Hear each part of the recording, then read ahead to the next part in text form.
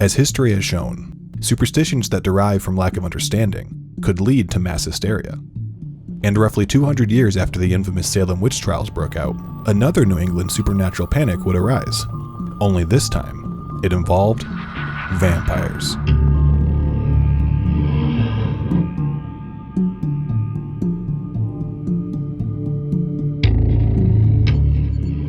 Like many diseases that are first introduced to mankind, they often take us by storm, causing many untimely deaths that are initially unexplained. When we look back at tuberculosis, one of the oldest and most deadly infectious diseases, which still kills millions around the world each year, it is perhaps unsurprising that epidemics of fear also broke out in the midst of a tuberculosis outbreak.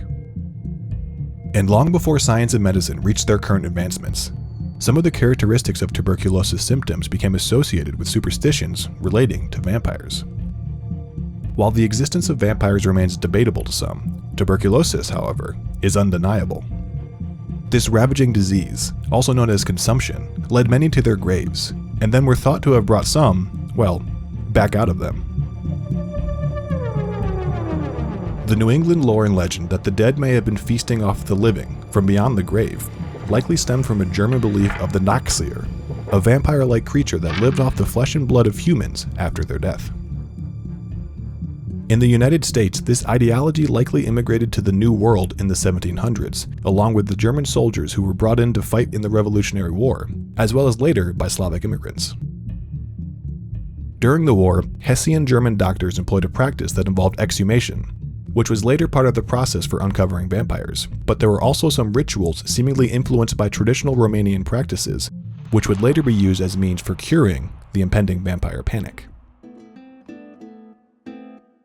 The panic mostly affected poor and rural New England communities, spreading throughout the entire region. The earliest known reference to the vampire panic in the United States is believed to be published in a harsh letter to the editor of the Connecticut Current and Weekly Intelligencer in June 1784. After watching the bodies of several children be disinterred as the doctor ordered, Councilman Moses Holmes of Wellington wrote a letter to warn the community to be wary of a certain quack doctor, a foreigner, who was advising people to dig up and burn dead relatives as a means of stopping consumption. Holmes wrote, "And that the bodies of the dead may rest quiet in their graves without such interruption. I think the public ought to be aware of being led astray by such an imposture." Many observed this practice to be a baffling anachronism during a time period that was, overall, thought to have been of great social and scientific advancement. After an 1854 exhumation, one concerned writer of a small-town Connecticut paper spoke of the scandal, saying, "We seem to have been transported back to the darkest of unreasoning ignorance and blind superstition, instead of living in the 19th century, and in a state calling itself enlightened and Christian." A characteristic of tuberculosis is deterioration of the body.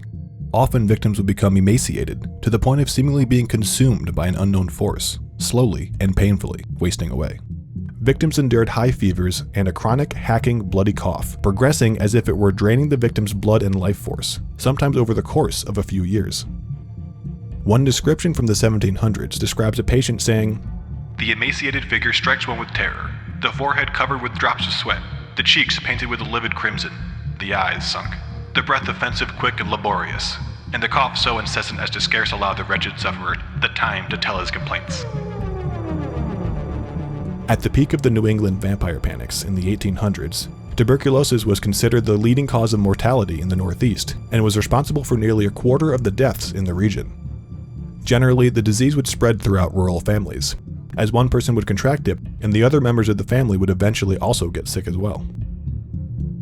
It was feared that the early victims in these families may actually be vampires, who then preyed upon the other family members who became sick. Manchester, Vermont, 1790. The case of Rachel Harris would become one of the earliest known cases of the New England vampire panic. A year after Rachel passed away from tuberculosis, her widower, Captain Isaac Burton, took up with and remarried her stepsister, Huldah.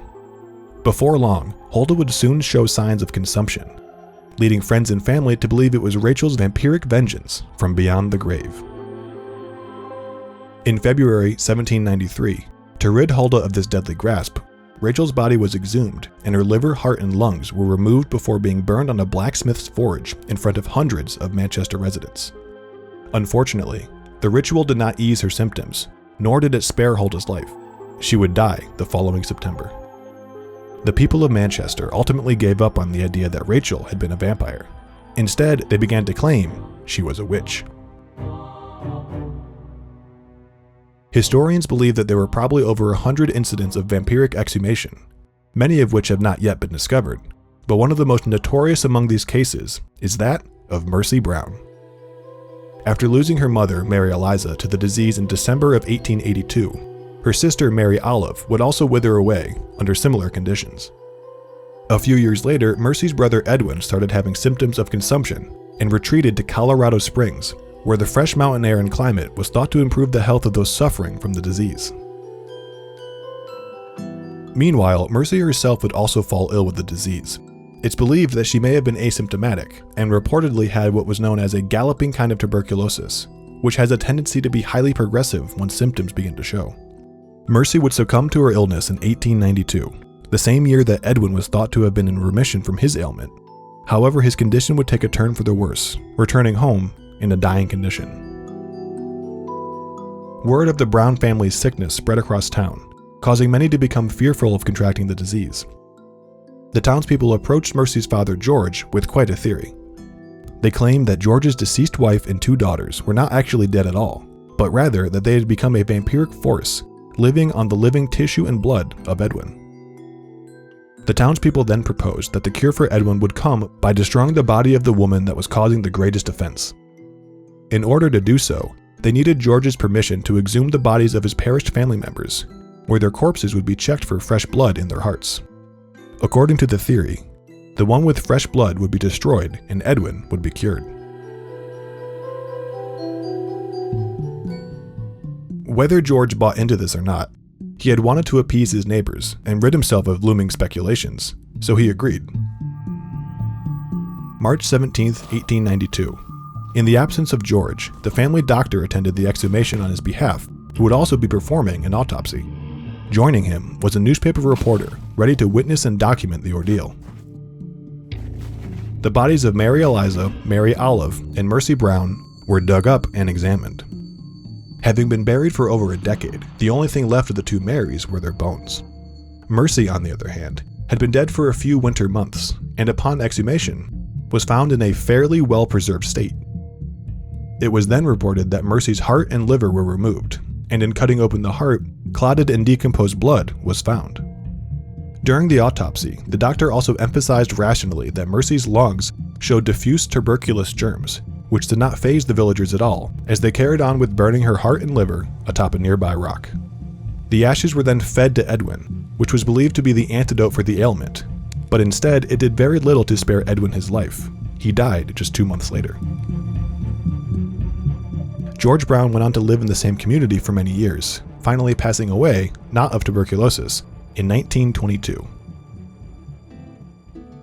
The case of Mercy Brown made international news and became one of the most well-known cases of the New England vampire panic due to the initial publication by the Providence Journal reporter and the work of anthropologist George Stetson, who traveled to Rhode Island to study the barbaric superstition that had become notorious in the region.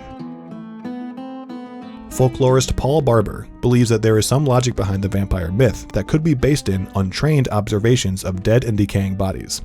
Superstitions are sometimes the only form of hope when there is no other explanation or method to achieve what one needs. A piece written in the London Post declared that whatever was causing the rise of the Yankee vampire was distinctly American and could have no trace to be linked to British folk traditions, despite the high demographic of British descendants in the region. Often for superstitious reasons, the graves of many suspected vampires are generally isolated outside of the cemetery fence. However, Mercy's is located right next to her brother's and her father's. Mercy's resting place is visited by many. Some leave offerings such as plastic vampire teeth or cough drops. Others leave sentiments in the form of etchings. And as with most high-profile memorials, vandalism may also occur. Her headstone is now anchored down with an iron strap which was installed after it had once been stolen.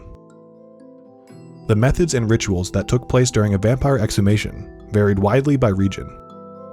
In some communities in Maine and Plymouth, Massachusetts, exhumations were relatively non-invasive. Once the body was dug up, the alleged vampire's body was flipped over in their grave, and then they were reburied laying face down.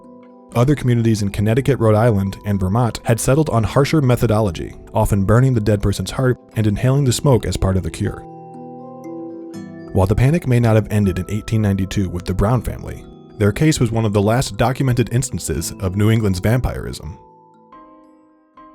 A decade earlier, in 1882, physician and bacteriologist Robert Koch announced that he had discovered tubercle bacillus, the causative agents of tuberculosis. However, scientific discoveries were slow to spread in rural areas, even amongst medical professionals in those communities. Needless to say, once the discovery was made known to the masses, the idea that vampires were behind the grave disease came to an end as a rise in germ theory became commonly accepted, relinquishing New England communities of the concept of vampirism. Germ theory also increased the use of embalming, and practices such as quarantining and isolation helped reduce the spread of tuberculosis. Today, the New England vampire panic serves to remind us how folklore may sometimes become a coping mechanism for things we cannot understand, such as an unknown disease. Society is constantly reinventing itself, each generation building and refining what we know through new scientific evidence, instead of trying to explain the unknown with fantastical folklore. And as we observe the behaviors of mankind's past, one can't help but wonder how future generations might observe the behaviors and justifications of today's ideology, beliefs, and practices. Advanced as we are, and as far as we've come, humankind still has a whole lot to learn.